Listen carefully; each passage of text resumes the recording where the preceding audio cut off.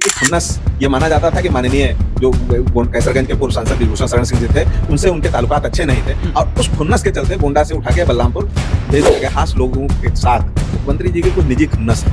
27 में आपको बता रहा हूँ, 2027 में सरकार बनने के बाद गोंडा में विश्वविद्यालय बनेगा।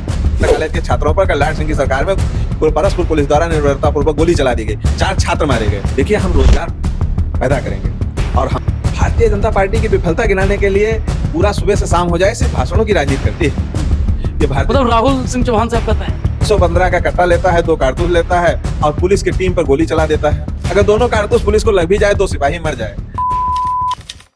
खास लोगों के साथ मुख्यमंत्री जी के कुछ निजी खुन्नस है, ऐसा सुनने में आता है। गोंडा के कुछ लोगों के साथ मुख्यमंत्री जी का निजी खुंदस है। वो लोग कौन है? वो लोग कौन? कुछ लोग नहीं, कौन है? कुछ लोग नहीं, सिर्फ एक लोग, कुछ लोग नहीं, सिर्फ एक हमारे बड़े लीडरशिप जो भारतीय जनता पार्टी के कर रहे थे, उनसे ऐसा सुनने में आता है कि कुछ निजी खुन्नस थी और उस कौन है? नाम बता दीजिए। उस खुन्नस के नाते उस विश्वविद्यालय को यहाँ से उठा के वहां ट्रांसफर। नाम बता दीजिए उनका। अब लोग जानना चाहते हैं कि उनका नाम क्या है, जिनसे योगी जी की खुन्नस है। देखिए, योगी जी की खुन्नस ये माना जाता था कि माननीय जो कैसरगंज के पूर्व सांसद विभूषण शरण सिंह जी थे, उनसे उनके ताल्लुकात अच्छे नहीं थे और उस खुन्नस के चलते गोंडा से उठा के बलरामपुर भेज दिया गया। लेकिन जो बाकी जनप्रतिनिधि थे, जिनकी मुख्यमंत्री के साथ लोग कह रहे हैं कि गलबहियां डाल रहे थे, गलबहियां डालने वाले लोग थे, उन्होंने उस विश्वविद्यालय का विरोध क्यों नहीं किया कि विश्वविद्यालय आप बलरामपुर में बनाइए, हमें कोई दिक्कत नहीं, आप बहराइच में बना दीजिए, आप श्रावस्ती में बना दीजिए,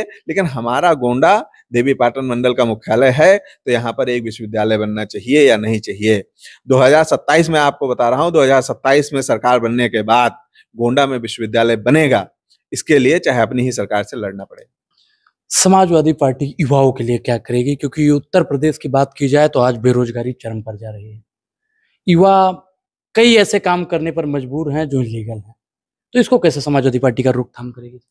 देखिए, हम रोजगार पैदा करेंगे और हमारा 20 करोड़ से ऊपर की आबादी, हम फर्जी इन्वेस्टमेंट समिट नहीं करेंगे कि ये इतने का इन्वेस्ट आ रहा है, ये फैक्ट्री लग रही है, वो फैक्ट्री लग रही है।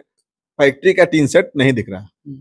हम इन्वेस्ट समिट, हम व्यापारियों से लो हो सकेगा वो व्यापारियों द्वारा और जो सरकार द्वारा, लेकिन रोजगार होगा।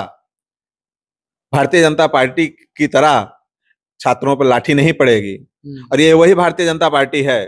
आप संजोग से याद आ गए वहां पर कि वही भारतीय जनता पार्टी है जिसकी प्रदेश में सरकार थी। आपने अभी गोलीकांड पूछा था, परसपुर के छात्रों पर, तुलसी स्मारक इंटर कॉलेज के छात्रों पर कल्याण सिंह की सरकार में परसपुर पुलिस द्वारा निर्भरतापूर्वक गोली चला दी गई, 4 छात्र मारे गए। तो कार्यसेवक तो वहां गए थे, छात्र, परस्पर के छात्रों का क्या स्थिति थी? हथियार बंद थे या थाना लूट ले रहे थे या बाजार लूट ले रहे थे? ऐसी क्या स्थिति थी? तो भारतीय जनता पार्टी के लोग कैथनी और करनी में अंतर रहती है। इनका छात्रों को दबाने का, नौजवानों को दबाने की नीति 1992 की सरकार से चल रही है, जो अनावरत जारी है। करनेलगंज का कई युवा इस बार मैदान में उतर रहे हैं 27 को लेकर, जिसमें हमने पता किया तो एक राहुल सिंह चौहान, एक आपका नाम भी आ रहा है समाजवादी पार्टी से। अगर पार्टी आपको मौका देती है तो एक युवा इधर से और एक युवा बीजेपी से अगर आता है तो आप फेस कैसे करेंगे? क्या कठिनाइयां आपके सामने हो सकती हैं और कैसे उसको आप फेस करेंगे? देखिए, हमारा आपस में तय है कि कौन क्या लड़ेगा। ये भारतीय, मतलब राहुल सिंह चौहान साहब का तय है? नहीं, हमारा समाजवादी पार्टी के हमारे लोगों में आपस में तय है कि हम कौन क्या लड़ेगा। इसकी हमारी आपस में बातें हैं। ये भारतीय जनता पार्टी वाले चिंता करें कि आपस में इन लोगों की तो बातें नहीं होती हैं कि कौन आएगा, कौन लड़ेगा, कौन भगेगा। ये इनकी चिंता है, हमारा सवाल नहीं है। सवाल तो बनता है कि अगर आपको पार्टी टिकट दे देती है तो आपके सामने क्या कठिनाई होंगी और क्या चीज आप बेहतर करेंगे जो अजय सिंह नहीं कर पाए हैं? भारतीय जनता पार्टी की विफलता गिनाने के लिए पूरा सुबह से शाम हो जाए सिर्फ भाषणों की राजनीति करती है। भारतीय जनता पार्टी ने जो जख्म दे दिए हैं, वो जख्म चीख चीख के चुनाव में कहेंगे कि भैया जयराम जी की, इस बार हम समाजवादी पार्टी के साथ हैं। कोई लड़ाई नहीं है भारतीय जनता पार्टी से हमारी। करनेलगंज में ही नहीं, पूरे प्रदेश में 2/3 बहुमत के साथ हम आ रहे हैं। जिस तरीके से पुलिस निर्दोष लोगों को गोली मार दे रही है, अपराधी मारे जाएं कोई दिक्कत नहीं, लेकिन निर्दोष लोगों को घर से उठा के जिस तरीके से पैर में गोली मारी जा रही है, एक बड़ी ही हसात्मक कहानी है। एक आध घटना हो जाए तो अलग बात है। 315 का कट्टा लेता है, 2 कारतूस लेता है और पुलिस की टीम पर गोली चला देता है। अगर दोनों कारतूस पुलिस को लग भी जाए, 2 सिपाही मर जाए, तो क्या वो अपराधी भाग पाएगा जहां 150 की संख्या में पुलिस बल थाने में तैनात है? तो ऐसे किस तरीके से अपराधी है वो कि इस कायराना अंदाज में वो आ जाता है। इसे संयोग कहें या जब पुलिस पर गोली चलती है, जब पुलिस पे गोली चलती है, अपराधियों द्वारा पुलिस पे गोली चलाई जाती है, लेकिन जब चलती है तो कानपुर होता है, वहां पुलिस के जवान शहीद होते हैं। ये संयोग है या प्रयोग है? ना ये संयोग है, ना ये प्रयोग है, ये भारतीय जनता पार्टी के निर्देश पर ये पुलिस के लोगों द्वारा एक साजिश है और ये अपराध को नियंत्रण न करके अपनी पीठ थपथपाने का काम कर रही है पुलिस। एक सवाल मेरा और रहेगा कि पीडीए की हम बात करेंगे, उनके पास धर्म है, उनके पास राष्ट्रवाद है, उनके पास लोग हैं, पावर है, आपके पास सत्ता इसको लेकर क्या है? हमारे पास पीड़ित लोग, कर्नलगंज ही नहीं, उत्तर प्रदेश के जितने पीड़ित लोग हैं वो समाजवादी पार्टी के साथ खड़े हैं। संविधान को बचाने, देश की आजादी के लिए इन पीड़ितों ने लड़ाई लड़ी, देश आजाद हुआ। और 2024 में आपने देखा कि लल्लू सिंह का बयान आया कि 400 सीटें हमें संविधान बदलने के लिए चाहिए। उसके बाद इस प्रदेश के लोगों ने हुकार भरी और संविधान को बचाने की बात की। समाजवादी पार्टी को प्रदेश की तीसरी सबसे बड़ी पार्टी बनाकर खड़ी कर दिया। तो संविधान को बचाने वाले लोग, पीड़ित लोग, दंडित लोग, ये सब हमारे साथ हैं। और ये जो सत्तासीन हैं, जो आज ये साहिब मसनद हैं, ये कल नहीं होंगे। ये जो पुलिस है, ये जो ताकत दिख रही है, ये कल नहीं रहेगी। समाजवादी पार्टी किन 5 लोगों की विचारधारा से आज के समय पर चल रही है? हम लोहिया जी की विचारधारा के साथ चलते हैं, हम जनेश्वर मिश्र जी की विचारधारा के साथ चलते हैं, हम मुलायम सिंह जी की विचारधारा के साथ चलते हैं, हम बेनी बाबू की विचारधारा के साथ चलते हैं, हम अमर सिंह की विचारधारा के साथ चलते हैं। हमारे तमाम महापुरुष रहे हैं कि जिनकी विचारधारा थी, और समाजवादी पार्टी उत्तर प्रदेश में 4 बार सत्ता में रही। समाजवादी पार्टी और भाजपा दोनों ढोल पीटा करती हैं कि हमने करनैलगंज को बेहतर बनाया। अब जानेंगे कि बेहतर बीजेपी ने किया या फिर सपा ने किया, क्योंकि बीजेपी के लोग कहते हैं कि हमने विकास की गंगा को करनैलगंज में बहाया है, और करनैलगंज में गंगा भी है, तो गंगा कितनी साफ हुई हो वो भी जानना बेहद जरूरी है। क्या विकास समाजवादी पार्टी ने करनैलगंज में किया या भाजपा ने? क्योंकि दोनों की अगर बात की जाए तो बीजेपी लगातार कहती है कि हमने विकास ज्यादा किया है। ओझा जी, हम कहते हैं चुनाव के समय में आप आइएगा और मंच लगाइएगा और भारतीय जनता पार्टी के लोगों को बुलाइएगा, हम लोग रहेंगे।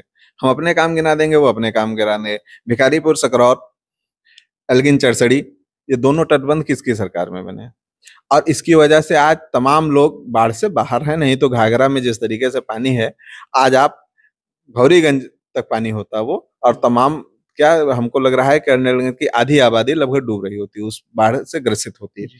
फिर कृषि विश्वविद्यालय किसने बनाया? मत्स्य शोध संस्थान, कृषि महाविद्यालय किसने बनाया? मत्स्य शोध संस्थान किसने बनाया? पॉलिटेक्निक किसने बनाया? ITI किसने बनाया? CVN मार्ग किसने बनाया? गोंडा से जरवल तक 4 लेन किसकी सरकार में बनी? और तमाम ऐसी सड़कें हैं जो हमने बना दी जिस पर ये रिपेयरिंग नहीं कर पा रहे हैं। परसपुर की CSC हमने बना दी जिस पे आज दवाएं न रख के परसपुर में तमाम प्राइवेट हॉस्पिटल फल फूल रहे हैं। तो भारतीय जनता पार्टी के लोग ये बताएं कि उन्होंने 5 साल में क्या किया। जमीन हड़पने की बात को अपने काम में न गिने, थाने की दलाली को अपने काम में न गिने, प्राइवेट हॉस्पिटलों के फलने फूलने को अपने काम में न गिने, पाकिस्तान और मुसलमान को हटा के ये बात करें। भगवान श्री राम के सहारे बैतरणी पार होगी, भगवान श्री राम के सहारे 2027 की नैया इस बार नहीं पार होगी। कि राम नाम के नाम पे वोट लेके काम कुछ नहीं करना है। भारतीय जनता पार्टी का इस बार भगवान को धोखा देने वाली पार्टी सिद्ध होगी और 27 में फिर से ये यूपी से कई सालों के लिए बाहर चले जाएंगे। कोई तो काम होगा बीजेपी का जो आपके क्षेत्र में किया गया हो, कोई 5 काम? हमको तो नहीं दिख रहा है 5 काम। एक काम गिनवा दीजिए। जमीन अधिग्रहण, जमीन इन्होंने कब्जा कर ली, ये आपको गिना दें। विश्वविद्यालय यहाँ से चला गया, किसी जनप्रतिनिधि ने उस पर मांग नहीं रखी। दूसरा काम, स्वास्थ्य व्यवस्था बिल्कुल तरीके से खराब है, प्राइवेट हॉस्पिटल फल फूल रहे हैं। तीसरा काम। चौथा, पुलिस किस तरीके से निष्क्रिय है, पुलिस की दलाली किस तरीके से चल रही है, चौथा काम हो गया।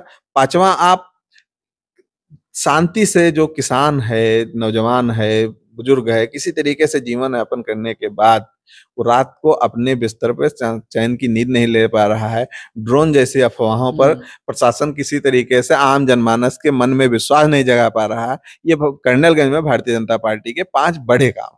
जी धन्यवाद। क्या सत्ता में बैठे हुए लोग सत्ता की मलाई चाटते चाटते अब गरीबों की जमीन भी हड़पने लगे हैं? वाकई में क्या कुछ कर्नलगंज में चल रहा है, मुझे जरूर बताइए। बहुत बहुत धन्यवाद। बहुत बहुत धन्यवाद। हमारे साथ दिग्विजय सिंह जी थे, जिन्होंने बेबाकी से अपनी राय रखी। इस पूरी बातचीत को लेकर आप क्या सोचते हैं, अपनी प्रतिक्रिया जरूर दें। अगर आपका भी कोई सवाल है तो मुझसे जरूर पूछिए। बहुत बहुत धन्यवाद।